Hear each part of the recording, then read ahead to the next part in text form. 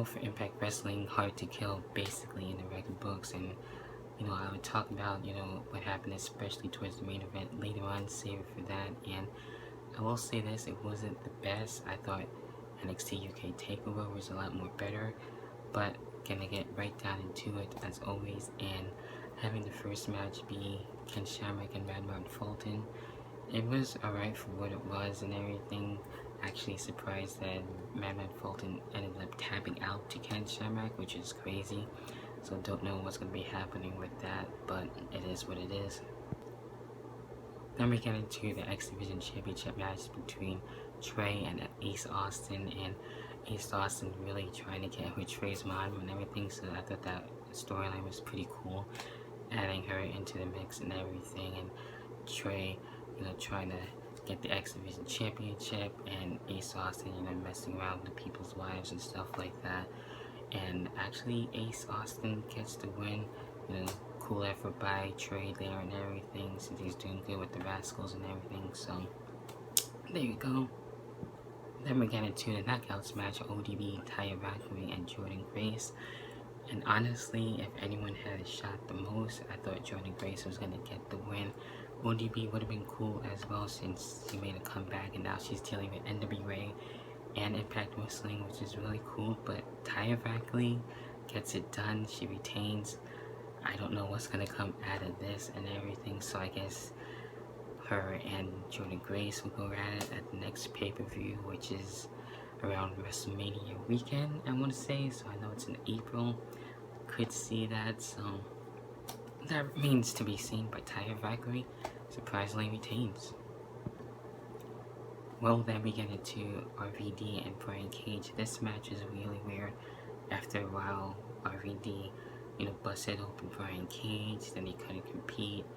And then we had Daga get into this, and it ended up being RVD and Daga, RVD winning.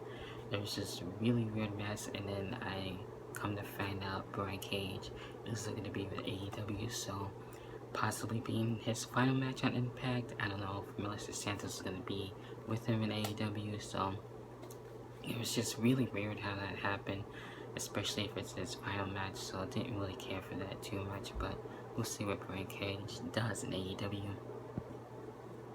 Then we get into Michael Elgin and Eddie Edwards, basically the Call Your Shot trophy and everything being on the line between these two. Could've went either or, basically beating the crap out of each other and everything.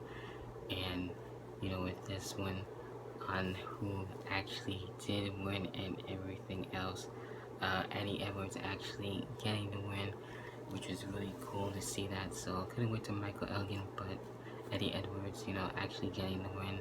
And I'd like to see both of them get into more in the main event, especially for Eddie Edwards to get back up in there. Again, so it's been quite a bit since we've seen him, go after the Impact World Championship, so we'll see. Then when we get into Rhino and Moose and everything, this one wasn't too bad. I like how they had like the table spots and stuff like that, being a little bit more creative and stuff like that. In the end, who did we get to see actually win, and where Moose actually was able to get his chance out there and defeat Rhino, so that was pretty interesting. So again, hopefully now Moose as well can be in the main event and stuff like that. Since I would like to see that, I think that would be pretty interesting, since it's been kind of a long time coming, so there you go. Then when we get into the Impact Wrestling Tag Team Championship match, we're supposed to be Rich Swann and as well Willie Mack. Rich Swann ended up getting taken out and everything out of the match. It ended up being a handicap match with Willie Mack and the North, and with this one, Willie Mack trying to hold his own and trying to win the tag team championships on his own, but unfortunately that didn't happen. The North gained advantage and everything, and they're really going on me as a tag team. I like Ethan Page. I can see him doing singles or tag team action, and for that, for tag team action or singles action, doesn't really matter. So the North actually retain and possibly see with Swan and Willie Mack again at some point, whether it be on TV or the next pay-per-view, to actually get that tag team match instead of a handicap match situation. And then we get into the main event, the world title between Tessa Blanchard, yes, you heard me say that right. Tessa Blanchard and Sami Callihan continuing the feud, this time for the world title. Still looking to be historic either way. I'm not trying to get into the drama and everything that's been going on Twitter and all that stuff. Basically, most of you already know what's going on, so I don't think I really have to really say what's been going on and everything with the whole controversy and stuff. So, either way, it was still historic, and Tessa Blanchard did win, and having to be the first woman to be world champion since China being IC champion in WWE and everything. So, with all the controversy and all that, it did catch me off guard, and it was almost out of nowhere, even though it wasn't.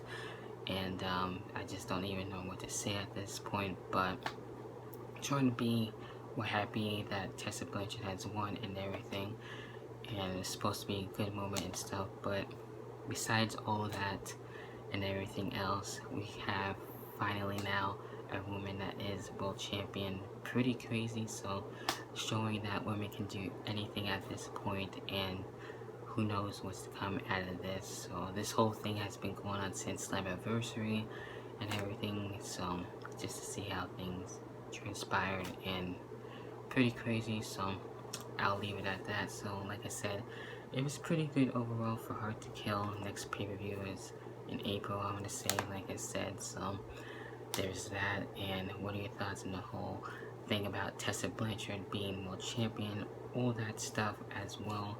Leave it in the comments and we'll talk about that. So be sure to leave a like, subscribe, and hit that notification bell to stay up to date for all of my videos.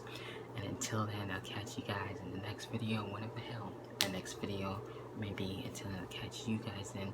See ya and peace.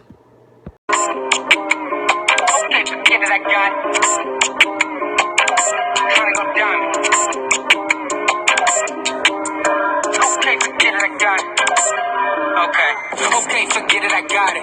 You kids ain't really about it. I stay posh, I'm tryna go diamond. Okay, forget it, I got it. Okay, forget it, I got it. These boys ain't really about it. I stay side tryna overaccomplish. Okay, forget it, I got it.